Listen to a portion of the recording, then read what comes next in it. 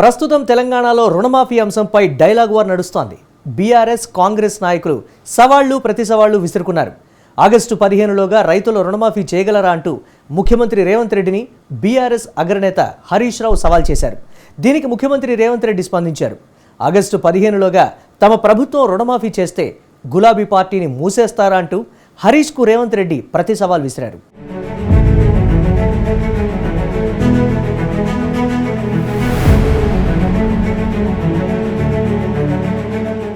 తెలంగాణ రాజకీయాల్లో రుణమాఫీ ప్రస్తుతం హాట్ టాపిక్ గా మారింది. ప్రధానంగా మాజీ మంత్రి బీఆర్ఎస్ అగ్రనేత తన్నీరు హరీష్ రావు, ముఖ్యమంత్రి రేవంత్ రెడ్డి మధ్య డైలాగ్ వార్ నడిచింది. ఇద్దరూ ఒకరిపై మరొకరు సవాళ్లు విసురుకున్నారు. 4 నెలల కిందట కాంగ్రెస్ ప్రభుత్వం వచ్చాక రైతు బంధు పథకాన్ని పక్కన పెట్టిందని బీఆర్ఎస్ అగ్రనేత హరీష్ రావు మండిపడ్డారు. ఎక్కడైనా ఇచ్చినా అరకొరేనని ఆయన వెల్లడించారు. అసెంబ్లీ ఎన్నికల సమయంలో రైతుల సంక్షేమానికి సంబంధించి ఇచ్చిన ఏ ఒక్క హామీని రేవంత్ రెడ్డి ప్రభుత్వం నిలబెట్టుకోలేకపోయిందని నిప్పులు చెరిగారు హరీష్ రావు. ప్రధానంగా రుణమాఫీపై ఘాటు విమర్శలు చేశారు హరీష్ రావు.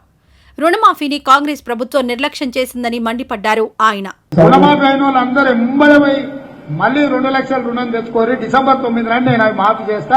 కాబట్టి రైతులందరికీ నేను విజ్ఞప్తి చేస్తున్నా.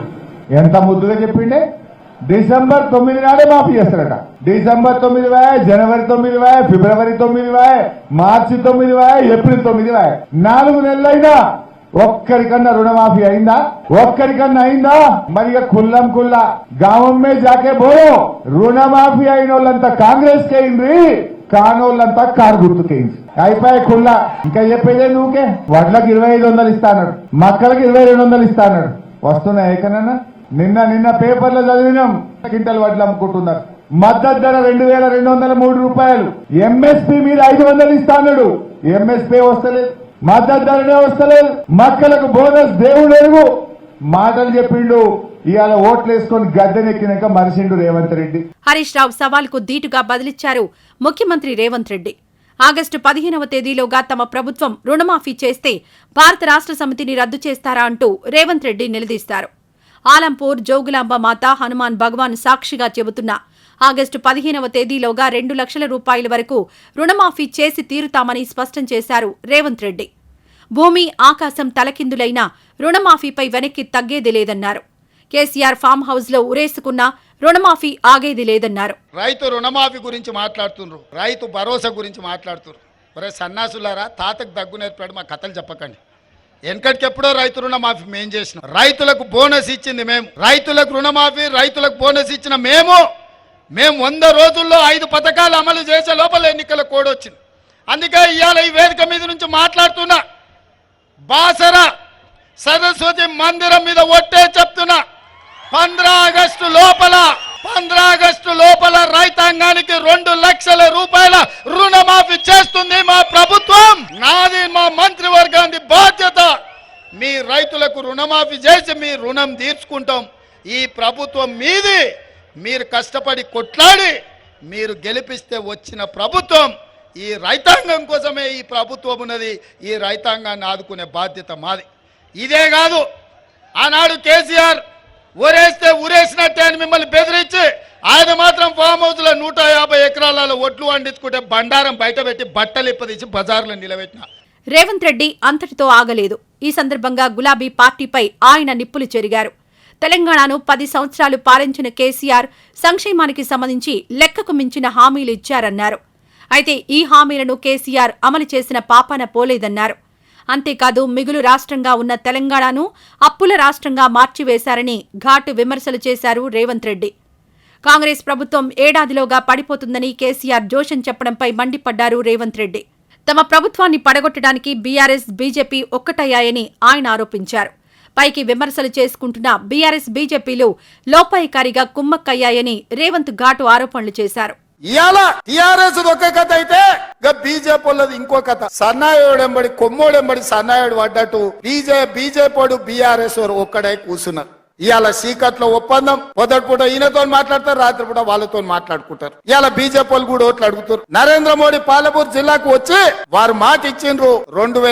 2014లోనే పాలమూరు రంగారెడ్డి ఎత్తిపోతల పథకాన్ని జాతీయ ప్రాజెక్టు చేస్తా, నా బాధ్యత అని మహబూబ్ నగర్ గడ్డ మీద నరేంద్ర మోడీ గారు మాట్లాడింది. నేను ఇవాళ అడుగుతున్నా భారతీయ జనతా పార్టీ నాయకులను కిషన్ రెడ్డిని, డికే అరుణ గారిని, జితేందర్ రెడ్డిని, ఈ రోజు శాసనసభ్యులను అడుగుతున్నా, 2014లో మహబూబ్ నగర్ జిల్లా హెడ్ క్వార్టర్ లో పాలమూరు రంగారెడ్డి ఎత్తిపోతల పథకాన్ని జాతీయ ప్రాజెక్టుగా ఇస్తా అని మాటిచ్చిన నరేంద్ర మోడీ 10 ఏళ్లైనా పాలమూరు ప్రాజెక్టును ఎందుకు పట్టించుకోలే? అంతకుముందు కేసీఆర్ మాట్లాడుతూ ఏడాదిలోగా కాంగ్రెస్ ప్రభుత్వం పడిపోతుందని జోషన్ చెప్పారు. అంతేకాదు సాక్షాత్తు రేవంత్ రెడ్డి బీజేపీలో చేరతారని కేసీఆర్ జోషన్ చెప్పారు. హైదరాబాద్లో కాంగ్రెస్ కు జై కొడుతున్న రేవంత్ ఢిల్లీలో బీజేపీకి మద్దతు పలుకుతున్నారని ఆరోపించారు కేసీఆర్. ఇదిలా ఉంటే తెలంగాణలో రుణమాఫీ అంశం కాంగ్రెస్ అగ్రనాయకత్వం దృష్టికి కూడా వెళ్లింది. రుణమాఫీ అంశం తీవ్రతను రాహుల్ గాంధీ కూడా అర్థం చేసుకున్నారు.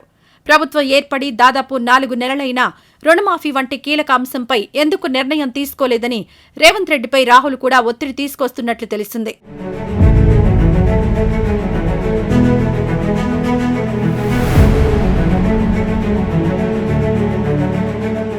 ఇదిలా ఉంటే భారత రాష్ట్ర సమితి నుంచి వస్తున్న ఒత్తిడి తట్టుకోలేక ఆగస్టు 15 లోపు రుణమాఫీ చేస్తానని ముఖ్యమంత్రి రేవంత్ రెడ్డి చెబుతున్నారన్నారు హరీష్ రావు. అయితే ఏకకాలంలో 39,000 కోట్ల రుణమాఫీ చేసే ఆర్థిక పరిస్థితి కాంగ్రెస్ సర్కారుకుందా అని హరీష్ రావు ప్రశ్నించారు. అంతేకాదు ఆగస్టు 15 లోపు రుణమాఫీ చేస్తానని రేవంత్ రెడ్డి చెప్పడం ప్రజల చెవుల్లో పువ్వులు పెట్టడమేనని బీఆర్ఎస్ నేత వ్యాఖ్యానించారు. గడువులోగా రుణమాఫీ చేయకపోతే రాజీనామా చేయడానికి రేవంత్ రెడ్డి సిద్ధంగా ఉన్నారా అని హరీష్ రావు ప్రశ్నించారు. తెలంగాణలో కాంగ్రెస్ ప్రభుత్వం వచ్చి 100 రోజులు దాటినా ఇంతవరకు రుణమాఫీ సహా ఇతర హామీలను ఎందుకు నెరవేర్చలేదని సూటిగా ప్రశ్నించారు హరీష్ రావు. ప్రమాణ స్వీకారం అనంతరమే రుణమాఫీ చేస్తానని ఇచ్చిన హామీ ఏమైందని హరీష్ రావు ప్రశ్నించారు. పనిలో పనిగా కాంగ్రెస్ సర్కార్ వచ్చిన తర్వాత రైతుల ఆత్మహత్యలు పెరిగాయని ఘాటు ఆరోపణలు చేశారాయన. హరీష్ రావు అంటున్నాడు నిన్న చేయకపోతే రాజీనామా చేస్తావా అని. నేను హరీష్ రావుకు సూటిగా కేసీఆర్ సవాలు విసురుతున్నా. 15 ఆగస్టు లోపల రుణమాఫీ నేను చేస్తా, నేను రుణమాఫీ చేస్తే నీ పార్టీని నువ్వు రద్దు చేసుకుంటావా? సవాళ్ళు స్వీకరించు. 15 ఆగస్టు లోపల 2 లక్షల రుణమాఫీ చేసి చూపిస్తా. అక్కడి సూర్యుడు ఇక్కడ మొలిసిన, భూమి ఆకాశాలు తలకిందులైనా, కేసీఆర్ ఫామ్ హౌస్లో ఊరేసుకొని సచ్చినా 15 ఆగస్టు లోపల రైతులకు 2 లక్షల రుణమాఫీ చేస్తా. చేసిన మరుక్షణమే నీ పార్టీని నువ్వు రద్దు చేసుకుంటావా? నా సవాల్ను స్వీకరించు హరీష్ రావు. ముఖ్యమంత్రి పదవికి రాజీనామా చేయడానికి సిద్ధంగా ఉన్నావా? సూటిగా రాయిగా నువ్వు డొంక తిరుగుడద్దు. ఎందుకంటే నీ చరిత్ర ఉంది కదా, కొడంగల్ రాజకీయ సన్యాసం తీసుకుంటామని నువ్వు మాట తప్పింది తెలుసు. 9వ తారీఖు నాడు ప్రమాణ స్వీకారం చేసిన నాడే రుణమాఫీ చేస్తా అని మాట తప్పింది ప్రజలకు గుర్తున్నది. ఇవన్నీ ప్రజల దృష్టిలో ఉన్నాయి. అందుకే ప్రజలు నీ ఆపద మొక్కులను నమ్ముతలేరు. ఏ ఊరికి పోతే ఆడ దేవుళ్ళ మీద ఒట్టు పెడుతున్నావు అంటే ఆ దేవుడి మీద ఒట్టు పెట్టానని నమ్ముతారేమో అని. ఈ ఇదివరకు ఒకసారి బాండ్ పేపర్ మీద పెట్టినావు, సోనియా గాంధీని వాడుకున్నావు. ఇక చివరి అస్త్రంగా దేవుళ్ళ మీద ఒట్టు పెట్టి పార్లమెంట్ ఎన్నికల్లో గెలవాలని ప్రయత్నం చేస్తున్నావు. మొత్తానికి రుణమాఫీ అంశం తెలంగాణ రాజకీయాల్లో ప్రకంపనలు రేపుతోంది. అధికార పక్షమైన కాంగ్రెస్, ప్రతిపక్షమైన బీఆర్ఎస్ మధ్య యుద్ధానికి దారితీసింది. 2 పార్టీలకు చెందిన నాయకులు సవాళ్లు ప్రతి సవాళ్లు విసురుకున్నారు. తెలంగాణ రాజకీయాలను గరం చేశారు.